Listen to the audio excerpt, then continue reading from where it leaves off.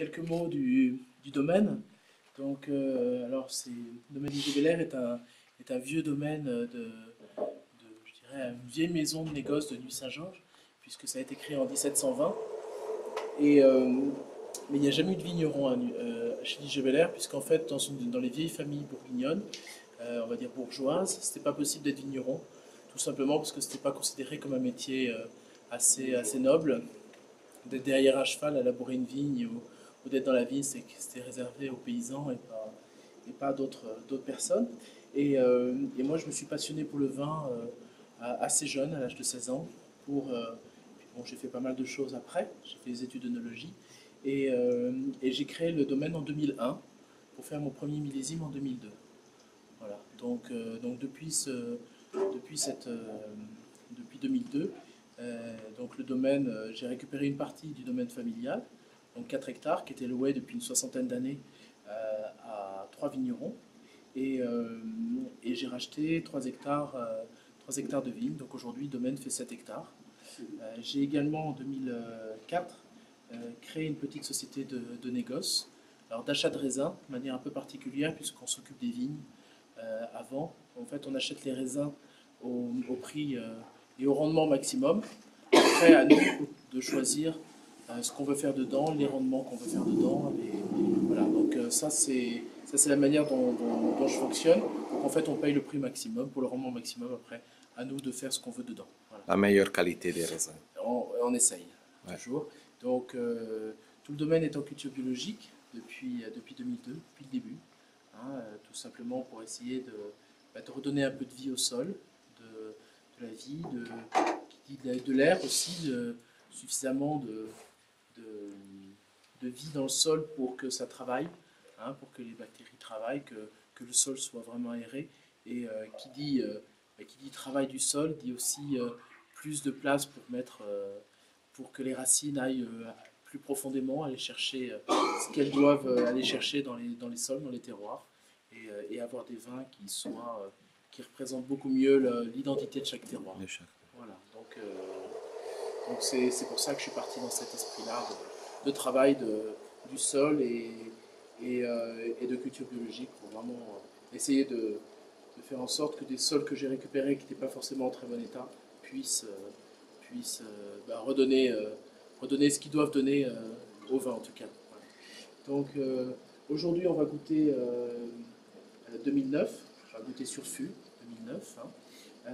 Et également, je ne vous ai pas parlé d'un projet que j'ai commencé à faire il y a 2 ans, qui est l'achat d'un petit domaine à Moulin à Vent. Donc, On connaît déjà, hein? vous avez déjà entendu parler? Oui, parce qu'il est venu Patrick Méclar. Ah d'accord. Et lui, il a goûté les Beaujolais. Il a goûté les Ouais. Beaujolais, donc vous êtes déjà au courant. Et donc on va commencer la dégustation par la plus grosse cuvée de ce domaine de Moulin à Vent. Alors l'idée du Moulin à Vent, c'était d'essayer de faire... moi j'aime beaucoup la région du Beaujolais, qui est une région magnifique, qui est malheureusement sous-exploitée, tout simplement parce que les vignerons n'ont pas forcément les moyens de l'exploiter, n'ont pas forcément aussi la volonté.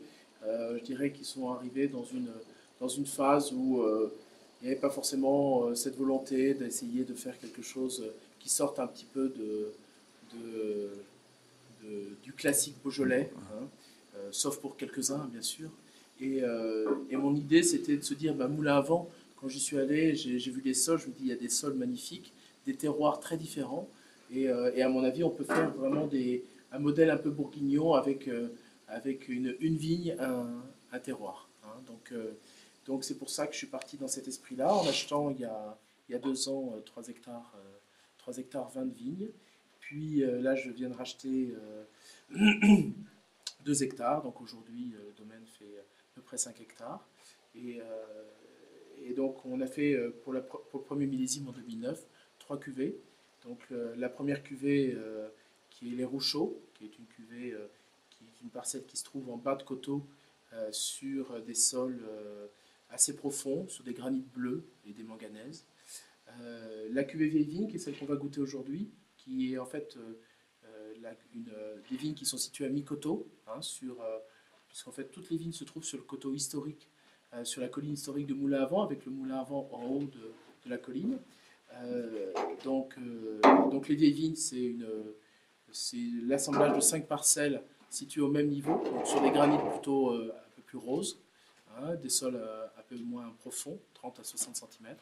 Et puis la plus belle cuvée qui est la Roche, qui est tout en haut du coteau, hein, de la colline, qui touche vraiment le moulin. Et là, on est sur, elle porte bien son nom, la Roche. Donc vraiment sur les granites roses, très peu de terre, des sables.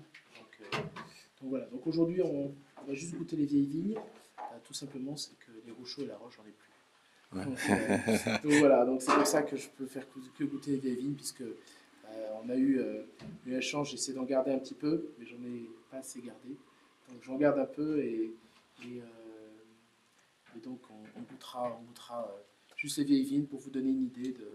Ça va, c'est droit. Je veux qu'il regarde. C'est un métier d'artiste. Oui, Il faut que ce soit parfait. Donc, Et les appellations ici que vous avez? donc les appellations ici, on est sur Nuit Saint-Georges. On fait également Vosne-Romanée, Gevrey-Chambertin. Alors après, à Nuit Saint-Georges, on a des Nuit Saint-Georges Village, des Nuit Saint-Georges Premier Cru, les Saint-Georges. À Vosne-Romanée, Vosne-Romanée-Auréat, Vosne-Romanée Premier Cru, les Petits-Monts et Richebourg, Clos-Vougeot. Ensuite, après on va à Gevrey, Gevrey-Chambertin Village. Ensuite, il y a en achat de raisin, donc depuis 2005, ça a toujours été les mêmes vignes. Chambeul, Musigny Premier Cru, les Gruanchers, et également Charmes-Chambertin. Et puis après, un petit peu plus au sud, à Los-Corton Premier Cru, Corton-Renier, Corton-Renard. Voilà. Et Bourgogne et Haute-Côte de Nuit. Ok. Voilà. Alors on commence. Allons-y.